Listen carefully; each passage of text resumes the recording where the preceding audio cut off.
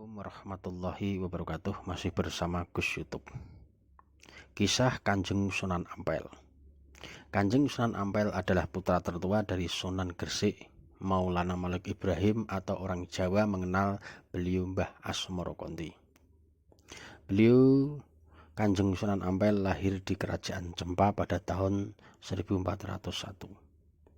Sedangkan nama Ampel mengacu pada nama sebuah tempat di mana dulu beliau bermukim lama di Ampel, yaitu di daerah Ampel atau Ampel Dinta yang kini masuk wilayah Surabaya bagian utara. Beliau Kanjeng Sunan Ampel kemudian datang ke Pulau Jawa sekitar tahun 1443. Beliau kemudian tinggal di Surabaya dan menikah dengan Nyai Ageng Manila dan membangun sebuah pondok pesantren untuk melakukan dakwah ajaran agama Islam. Kanjeng Sunan Ampel datang ke Jawa bersama ayahnya, beliau Sunan Gresik atau Mbah Asmoro Konti.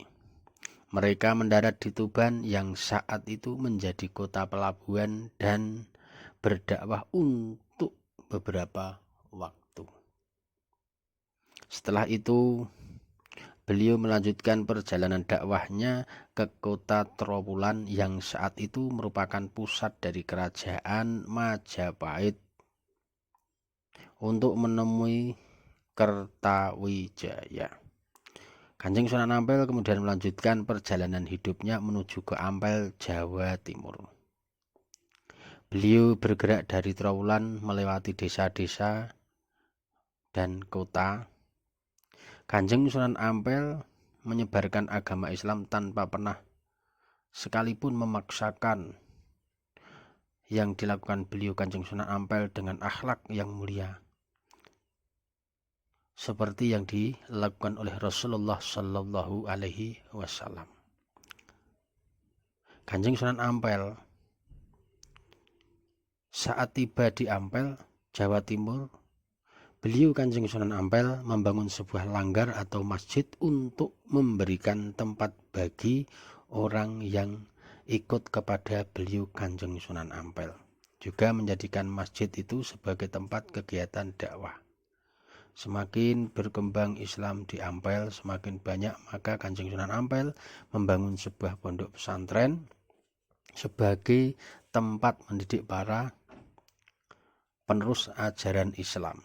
Pada masa berdakwahnya, Kanjeng Sunan Ampel tidak pernah melaksanakan unsur pemaksaan ini dan itu, tidak. Kanjeng Sunan Ampel justru menjadikan sebuah sarana untuk memperkenalkan Islam, seperti penamaan tempat ibadah yang mengambil kata sanggar akhirnya diubah menjadi langgar. Kemudian ada yang kata sastri, itu orang Hindu, dirubah beliau Kanjeng Sunan Ampel menjadi, yaitu kitab suci agama Hindu itu kan dulu sangat sakral sekali. Nah, supaya Kanjeng Sunan Ampel tidak menyakiti, akhirnya dengan kebaikannya, akhlaknya Kanjeng Sunan Ampel, kemudian kata sastri yang merujuk pada orang-orang yang membaca kitab suci agama Hindu diganti menjadi santri. Sebagai mereka yang belajar mengenal Islam, akhirnya senang. Selain itu, ajaran dari Sunan Ampel yang terkenal adalah Molimo.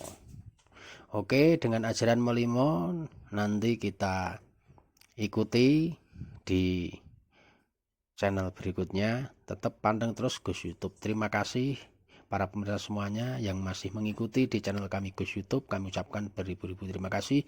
Sekali lagi, semoga kita semuanya selalu diberi kesehatan oleh Allah Subhanahu wa Ta'ala dan dimudahkan segala urusannya. Amin Allahumma amin. Inilah sejarah kisah Kanjeng Sunan Ampel. Assalamualaikum warahmatullahi wabarakatuh.